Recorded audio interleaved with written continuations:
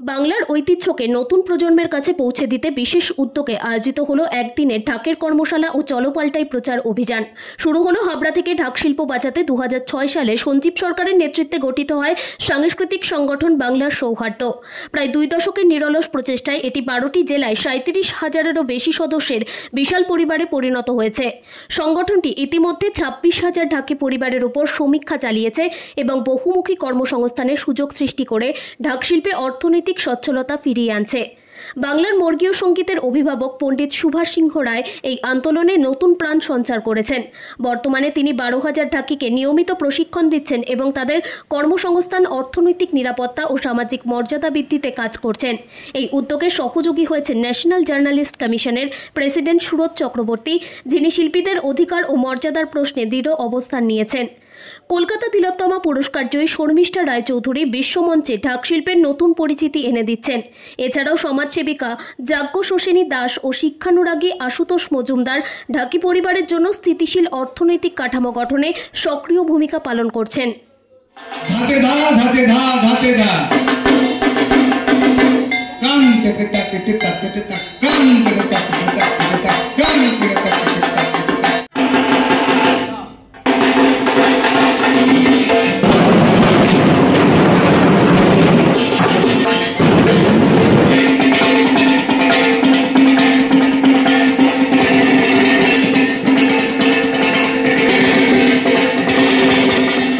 নমস্কার, আমি পণ্ডিত সুভাষ সিংহ রায়। বৈদিক যুগের জিনিস যেটা ঢাক, সেই ঢাকটা একমাত্র পুজো আশ্রাতেই পড়ে আছে। ওদের সেরকম ধরনের একটা ডেভেলপ আমি দেখিনি। এর ওপরে তো ওরা অত্যন্তই নির্ভরশীল। সেই দিক থেকে যদি কোনো রকম ওদের একটু সাহায্য করা যায়, সেই দিকটা আমরা দেখছি। গতানুগতিক কিছু বাজনা আছে, সেই বাজনার থেকে বেরিয়ে আসতে হবে, না হলে হবে না। যেমন আজকে আরেকজন তবলা বাজায়, আবার জাকির হোসেনও তবলা বাজে। কেন বেছে নিচ্ছে মানুষ? তাদের একটা জায়গা নিতে হলে কিছু প্র্যাকটিসের প্রয়োজন পড়ে, কিছু ছন্দের দরকার আছে।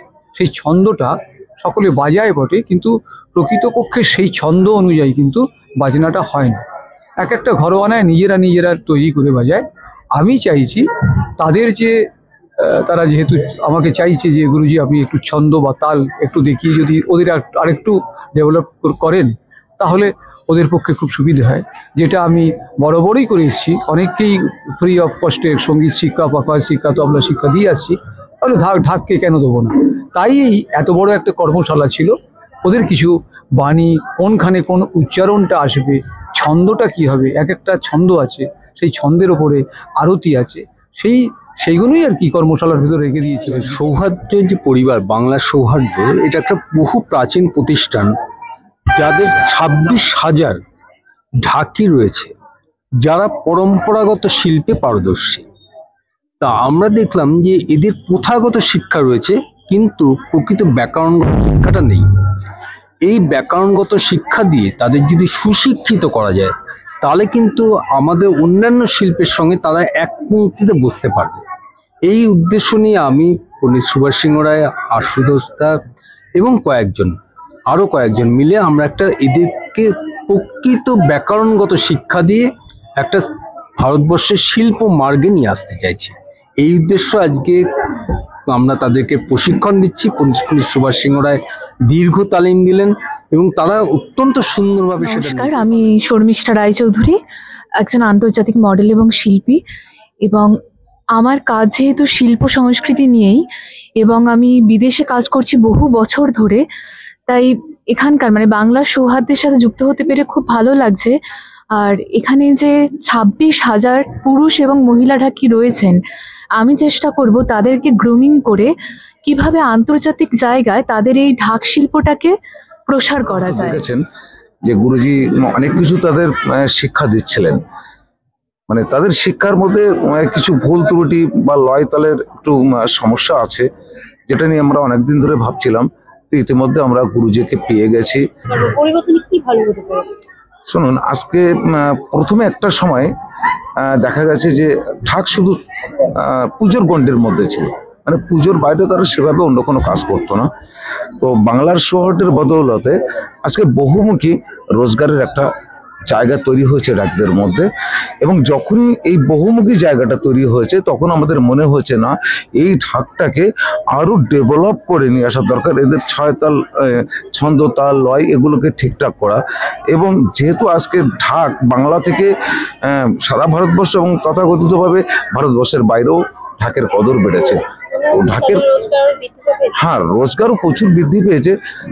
সর্বোপরি মহিলারাও এই পেশার সঙ্গে যুক্ত হয়েছেন, তারাও স্বনির্ভর হয়েছেন। মায়েরা যখন আসবেন, মায়েদের যদি একটু বস্ত্র দেওয়া যেতে পারে, বা ওনারা আসবেন কষ্ট করে, তাদের হাতে যদি একটু আসা যাওয়ার পয়সাটা দেওয়া যেতে পারে, তো এটা আমি মন থেকে ভাবলাম ওদের কাছে, হ্যাঁ, আর্থিকভাবে পাশে থাকার জন্য। তাহলে এদেরও মানসিকতাটা একটু ভালো থাকবে। আর্থিক করে যদি একদম খাবার না থাকে তাহলে আমি আনন্দটাও আসে না, কাজে বিনোদনটাও আসে লাগবে না। এবং আমরা আরো ভালো করে শিখতে চাই গুরুজির কাছে।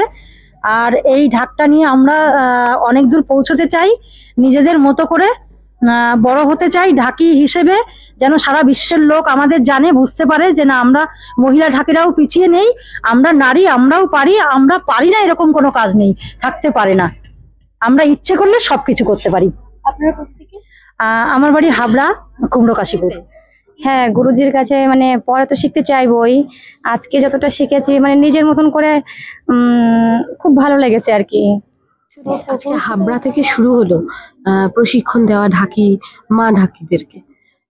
মা ঢাকিদেরকে দিয়েই সূচনা করা হলো।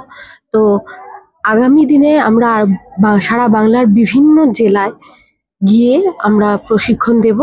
আমরা অর্থাৎ গুরুজি প্রশিক্ষণ দেবেন, এবং তার সাথে শুধু শিক্ষা দিলেই তো হয় না, শিক্ষার সাথে তাদের হাতে, তারা অত্যন্ত দুস্থ জায়গা থেকে উঠে আসা, পরিস্থিতি থেকে উঠে আসা মানুষ, সেই দিকটা মাথায় রেখে গুরুজিরই ছাত্র আশুতোষ মজুমদার দাদা এবং মায়েদের এবং দাদাদেরকে সামান্য কিছু অর্থ এবং বস্ত্র দিয়ে সহযোগিতা করছেন।